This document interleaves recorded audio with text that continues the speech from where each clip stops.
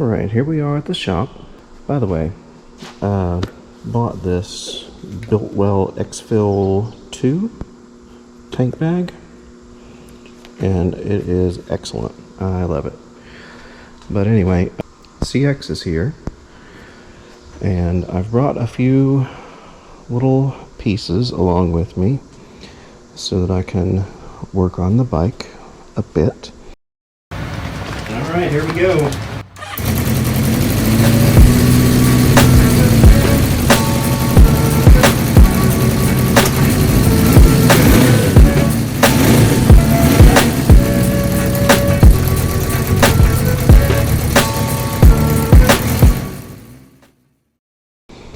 So you may notice that the factory OEM shocks are back on the bike, and as a result of that, the kickstand is now too short. So I've got a piece of wood under there propping it up. But anyway, been working towards selling this guy for a few months now, trying to get a title for it. So in the state of Virginia, if you buy a vehicle that doesn't have a title, there's a couple of things that you can do, a couple of options. One of them is to do what they refer to as an abandoned vehicle process. If you buy, or if you want to do the abandoned vehicle thing, what you have to do is go on the DMV website. You go in there and you say, this vehicle is on my property and no one's claimed it, and I want to get a new title for it. And the way that they kind of frame it is, you know, if you want to dispose of it or sell it. But you know, it's the same process to obtain a title no matter what. But anyway, I've been working through this. I started the process back in like April. You know, I initiated the thing, and what they do to begin with is they give you a like a record search, or they do a record search, and the record search will tell you where the vehicle is titled, like what state the vehicle is titled in, and they'll tell you to contact that state's DMV. In my case, it was North Carolina.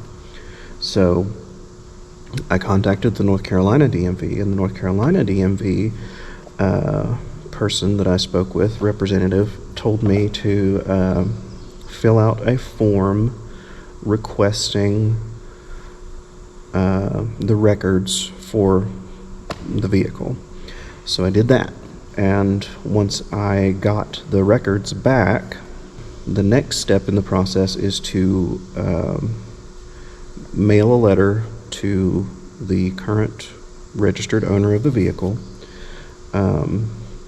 with a return receipt requested or whatever, saying that, you know, you have this vehicle and you intend to dispose of or sell it. Once you have established that the registered owner of the vehicle isn't going to claim it, you have to go back onto the Virginia DMV website and post your intent to auction the vehicle, and that has to stay up for 21 days. And once that has elapsed, you can go back to the DMV with all of your information, all your paperwork saying that you've followed all the rules and you've completed all the steps, and they will issue you a title for the vehicle. So I started this process back in April. It took me some time to get in contact with the North Carolina DMV, because every time I tried to call, I was put on hold forever, and I had other things to do, man. Anyway, once I finally got in contact with the North Carolina DMV and I got the form filled out and requested the records, it took them several weeks to get the records back to me. So what that effectively did was pushed me past the window to be able to advance the process. And if you don't get this stuff done in the correct time that is specified, it basically just cancels and you have to start all over again, which is what I found out yesterday, because I took too long to move the process along. So it canceled and I have to start over. So let this be a cautionary tale to you if you plan on doing this. It's not that much effort on your part to get this done. It's just a matter of being able to do the steps on time.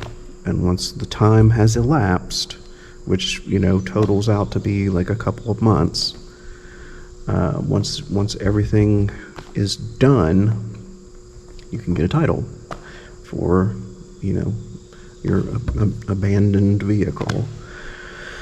But anyway, yeah, finding out that I was not going to be eligible to continue the process after I invested probably a good like $60 or so in the records requests.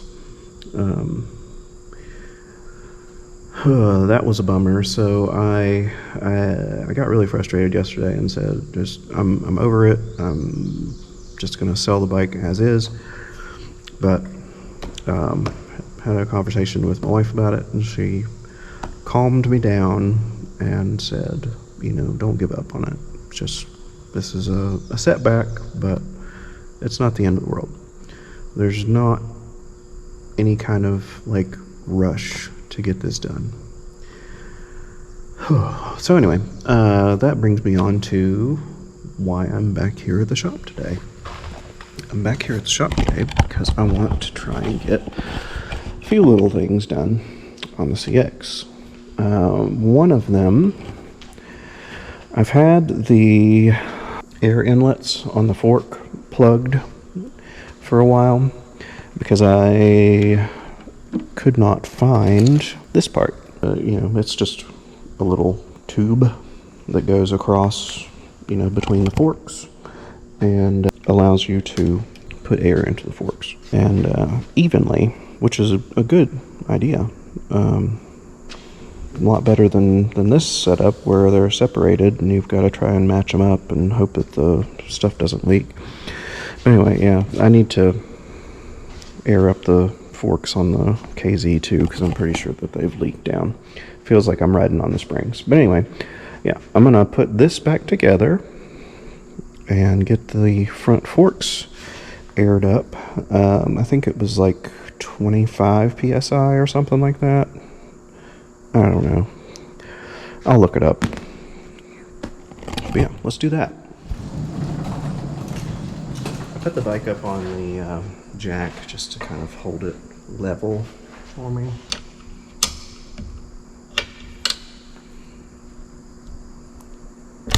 Ouch.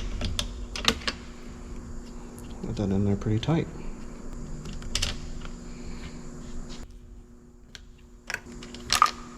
Cool.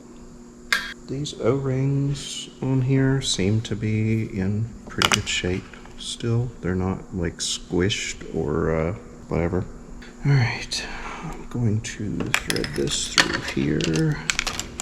I don't know if you can see what I'm doing at all, but I couldn't find a great spot to set the camera.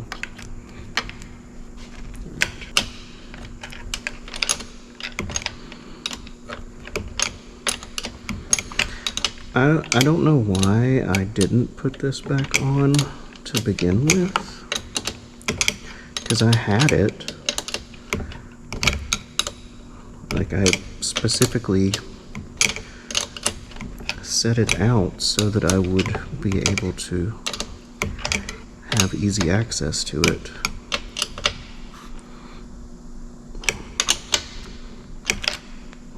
But whatever. It's here now. Alright, so there's that one. Fitting is in place.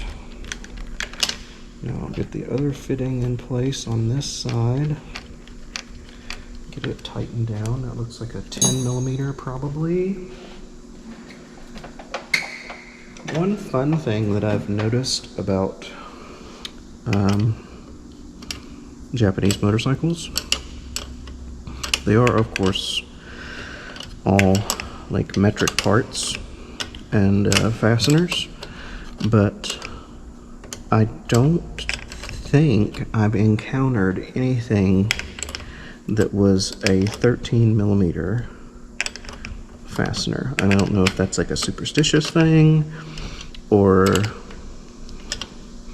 they don't like odd numbers or what, but it's something I've noticed.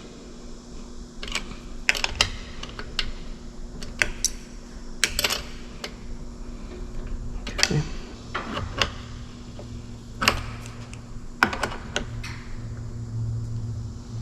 And this stuff doesn't need to be, you know, torqued to spec or whatever. It just needs to be snug. All right, there's that.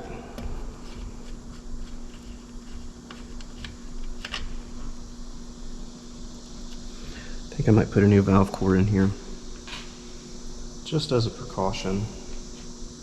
So, this is a Schrader valve.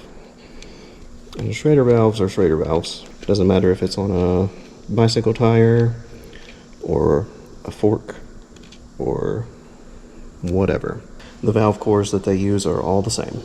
So this is a valve core from a car valve stem, and that is replaced. I am trusting this rubber, this hose here, to be intact, but we'll see. Got Matthew's pump here. I'm gonna pump these up and I'll let you watch the fork extend. These seals are definitely not good, so I don't know how long this is gonna last, if it lasts anytime.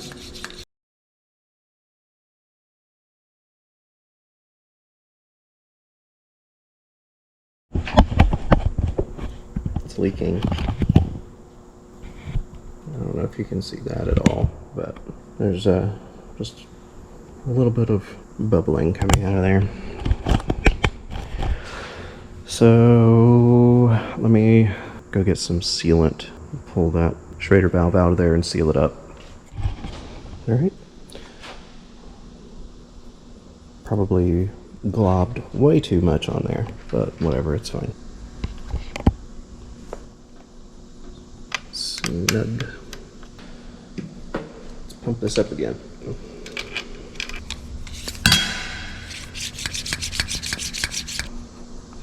.26. Pull that off.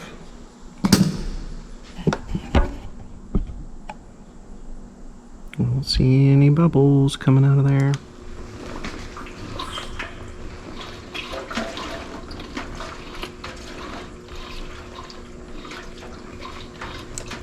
Yeah, the forks are definitely a lot harder now. It was definitely an improvement. It's fired up just for giggles.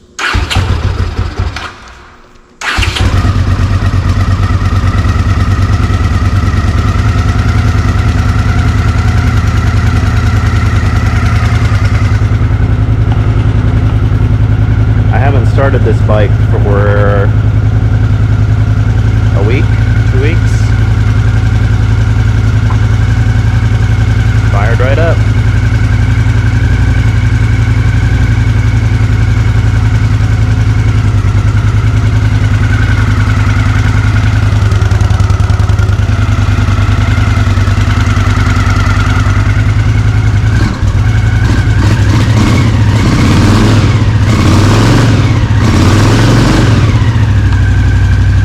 Throttle response is a little bit slow, and I attribute that to tuning.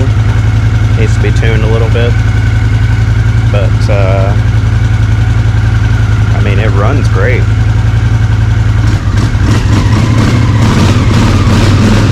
And the throttle response does improve as the bike warms up, so. Alright. On to the next thing. This fuel cap.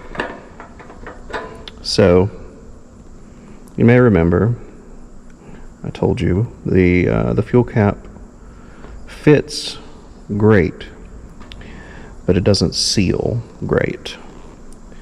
So, need to do something about that. Alright, this is fitting a lot more snugly now. Basically all I did, these little tabs, little tangs on either side here that cinch it up. I just took a hammer and a screwdriver, preferred method, and bent those, towards the lid a little bit,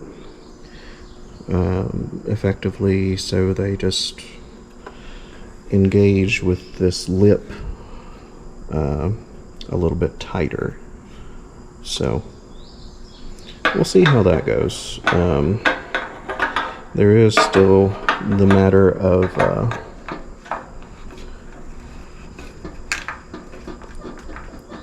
that feels a lot better. Anyway, there is still the matter of this screw right here. That screw is going through a hole in the tank. Someone at some point in time used the wrong kind of screw fastener on this gas tank and punched a hole through where that goes in. You're supposed to use a little short screw to hold the latching mechanism in place. Somebody used a long screw and punched a hole right through. But what can you do? Anyway, what I may do is get some JB tank weld or marine weld or whatever type you're supposed to use to plug holes with in fuel tanks. The stuff that is fuel resistant or fuel proof, whatever, and just glob some down in these holes and be done with it. But anyway, that's one problem solved. Anyway, the other thing I wanted to attend to while I'm here today is the turn signals, because as it stands right now, they don't really signal so much as they just kind of come on and stay on. So that is the job of the flasher, and the flasher is right down here, hanging out. This is not the correct flasher, because the correct flasher would have 3 prongs on it. This one only has 2. But anyway, in my parts stash today, while I was looking for the hose that connects the forks together, I found another flasher of the same type as is in there. This one is dented and has seen better days, but perhaps this one will work. So I'm gonna get it hooked up real fast. New flasher, new, hooked up. Let's see what it does.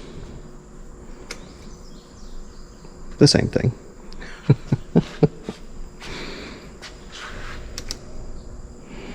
Okay. Well, you never know until you try, right? So, next steps for the CX. I want to put an original kickstand back on it. I still have the other one that is currently on the GL that is, the original, I think it's like a 9.5 inch kickstand. So put the original kickstand back on and get it painted. I want to get the the side covers and the tank and the fenders. I want to get them all painted, or possibly strip the fenders back down to bare metal and do like a brushed look and just clear coat that. Might look nice. CX isn't going anywhere anytime soon. I've got to go through the title reclaiming process again. You'll be seeing more of it in the future. That's going to do it for this video, but appreciate it. Thanks for watching. Love you very much, and we'll see you next time.